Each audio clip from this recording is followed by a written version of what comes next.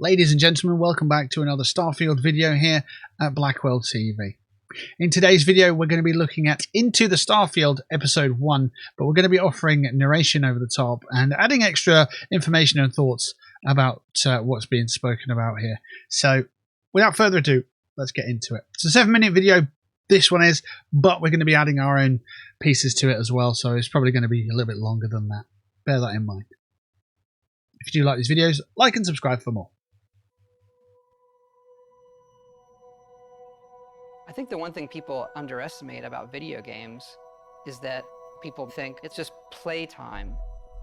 But I always say that the one thing video games can give you that nothing else in entertainment can is that feeling of pride, right? Look what I did.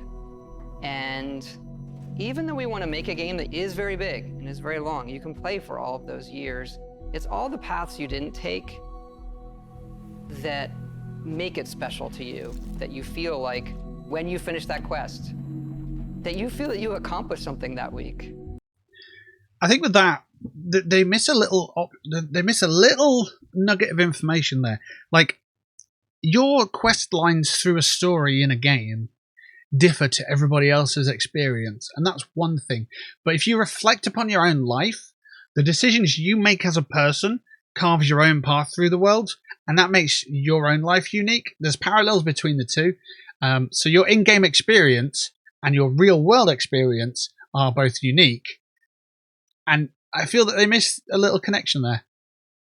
The people who love video games can always say, like, you know, what'd you do today? I saved the world.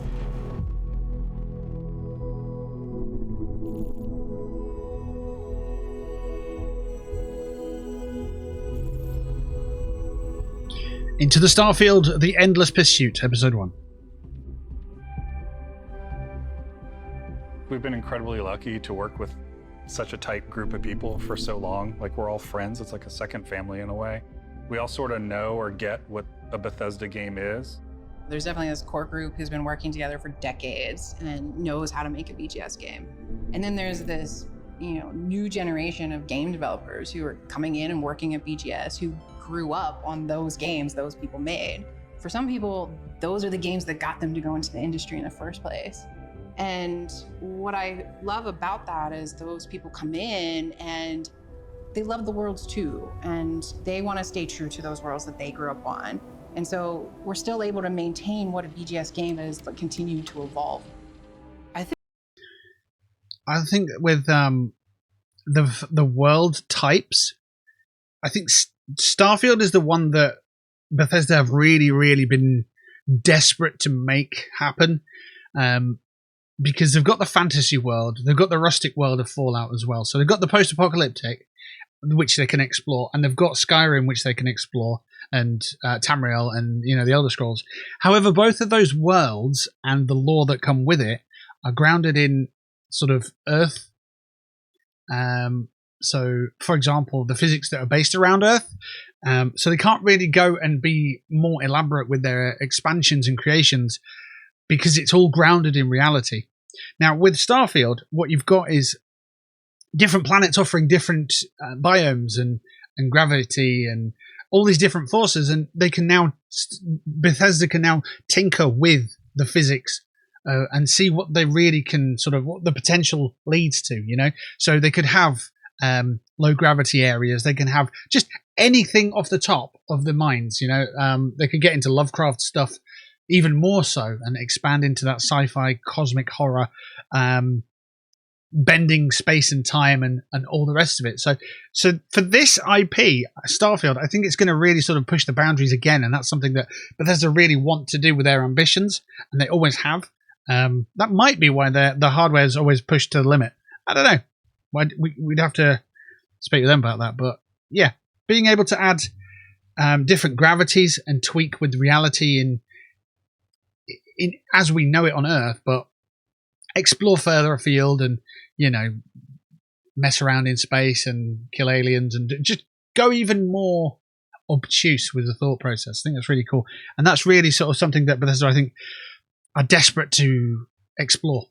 I think we underestimate how long people are going to play it. You look at Skyrim, we're sitting here 10 years later, and it keeps having this life, and it changes how you want to create something.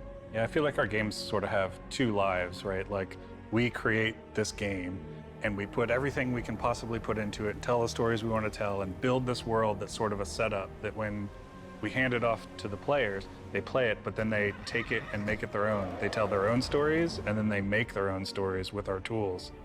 I think it's the hallmark of our games that, you play it and my experience is going to be different than yours. I'm going to come in and tell you a funny story about something that happened to me.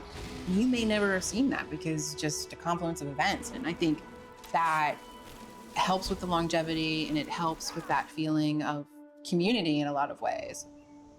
It is a world that you get transported to that you can really make your own. And that's where, for me, the magic is, to do it for 2 decades and close to that for so much of our group, there's a big trust there that we know how we solve certain things together.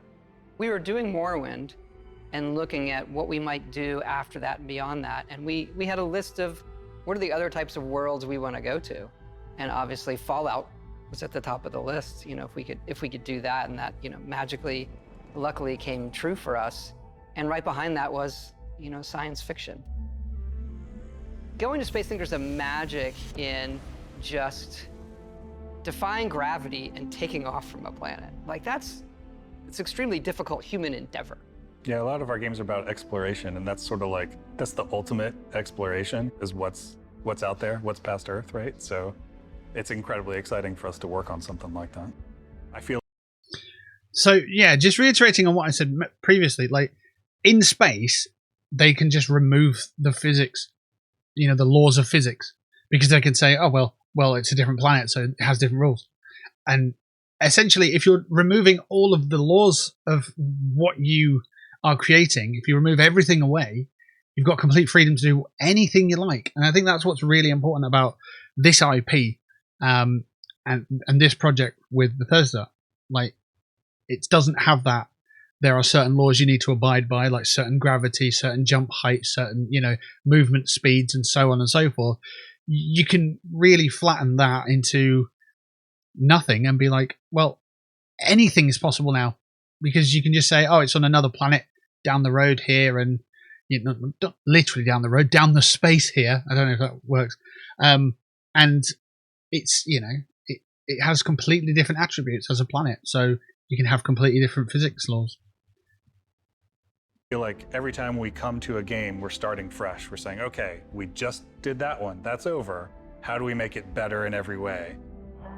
It's got a more realistic, science-based backing to it, whereas Skyrim is sort of an epic fantasy. This is a more grounded game and a grounded setting about exploration. So I think that gives us a different take on how we make everything. So that's sort of the thing you latch onto when we're making new areas, making environments, making characters. The mechanics of the world are entirely different. My concern on that is, if it's grounded more in sort of science-based reality and that kind of thing, we're not going to get as much charisma from the in-game characters. Now, I hope I'm wrong. I absolutely hope I'm wrong. But what I've seen, the sort of the growth from, say, Fallout 3, Fallout New Vegas, technically was Obsidian, but, and Fallout 4 to Fallout 76, sort of that growth there through Fallout, you lose some of the character of the characters. We're getting some of it back in a couple of the characters, like Rose in Fallout 76, for example. Maybe it's a difficult one to say, but Valentine in Fallout 4, for example, he had a dulled charisma, didn't he? Because he was a robot, so he couldn't be like elaborate and whatnot. But I feel that they are sort of dulling down the charisma, and you'd sort of see more enigmatic characters in an Obsidian title, like the Outer Worlds and stuff. Is it Outer Worlds? Yeah, Outer World. That you wouldn't necessarily see in this, and obviously it's more arcade style in Obsidian games as well. So for it to be grounded, I hope they don't dial in, reel in the charisma from characters. I hope there's still some comedy and some great adventuring moments in there that make you laugh and get you in situations where you're in a tense situation, so to speak. Because stripping of its character is not good, but if it is being grounded in science, it might be more of the case. So, yeah, they need to hit that balance right between No Man's Sky and Elite Dangerous, for example. There is a middle ground that needs to be hit there. There's definitely a USP for it. But there are similarities, and I think those are things we like. Like, we like playing first person. We like having all the coffee cups. We like being able to touch everything. Those moments make the whole thing believable. Being able to watch the sunset and nighttime come and just sit there and watch the world go by seems like it's not gameplay, but it is vital to how you feel through the rest of it. I also think that because it's based in a more realistic atmosphere, is like, you have a lot of people on our team who are super into certain things like robotics or engineering, and they can use this lifetime of knowledge they have gathered and then use it in their work. Everyone comes from these different areas and brings stuff to the game that can make it in, and it all matters. From the rocks to the clutter to what the spacesuits look like. It's based on people's experience and sort of learning about how things work in the world and trying to apply it in a way that's believable for this universe. Yeah, it starts feeling so real to us. Like, all you're saying, we do all that stuff, but then concepting like everything they eat, or the toys the children play with, or what are their bedtime stories? What is their art? What is their history? What is their entertainment? It is a universe, not just a game.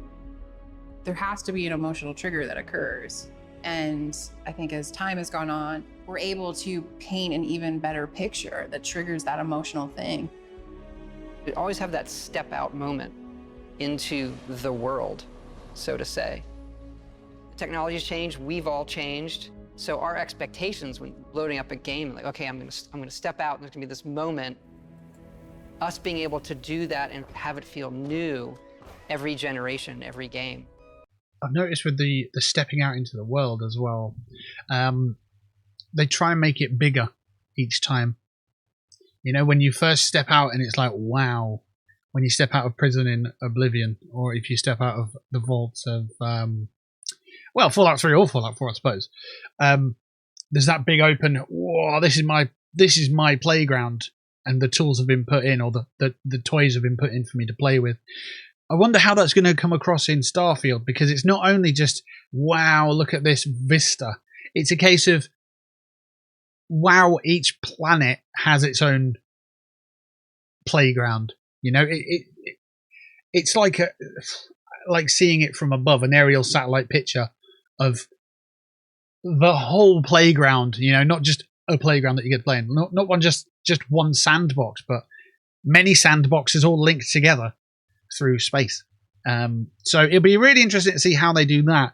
I assume it'll be something similar to what you see on screen here, but more sort of at night, so a bit darker, so you can see the stars across the galaxies and stuff, and that'll be your eureka moment, I suppose.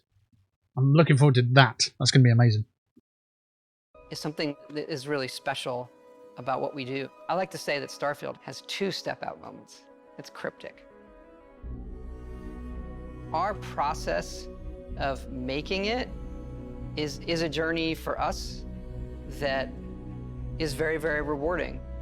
And coming to Starfield, everybody's starting over and saying, what would you want to do? What does going to space mean to you?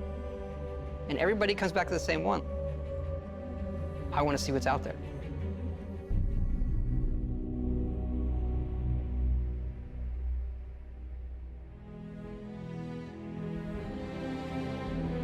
So there you go, it's a little bit of an in-depth chat about Starfield Episode 1, The Endless Pursuit. What I would like to see in Starfield is the animation of being able to interact with items. Something that you've not really seen since... Well, I don't think I've ever seen it in a Bethesda RPG. And I've been playing since Fallout 3. I've dabbled a little bit in Oblivion, but yeah. The interaction of being able to pick up the cup, to put your hand on the door to open the door, to obviously climb the ladder. That's one that a lot of people speak about. And just not magicking things from existence into your inventory. I want to see, and because it's a single player experience, you don't need to rush everything. So if it takes, a fraction of a second to put your hands on a cup and then put it into your inventory, then so be it. If looking at your Pip-Boy or equivalent, looking in your inventory, if that takes us half a second, just unrolling your bag or whatever it may be, then I welcome it because it adds to the immersion of the game. So yeah, I think things like that need to be sort of added to the game to add to the whole sort of add to the quality of the experience as well. So yeah. If you did like this video and you want to see more of them, I'll probably make a few of them. So yeah, like and subscribe for more, and I will catch you on the next one. See you soon.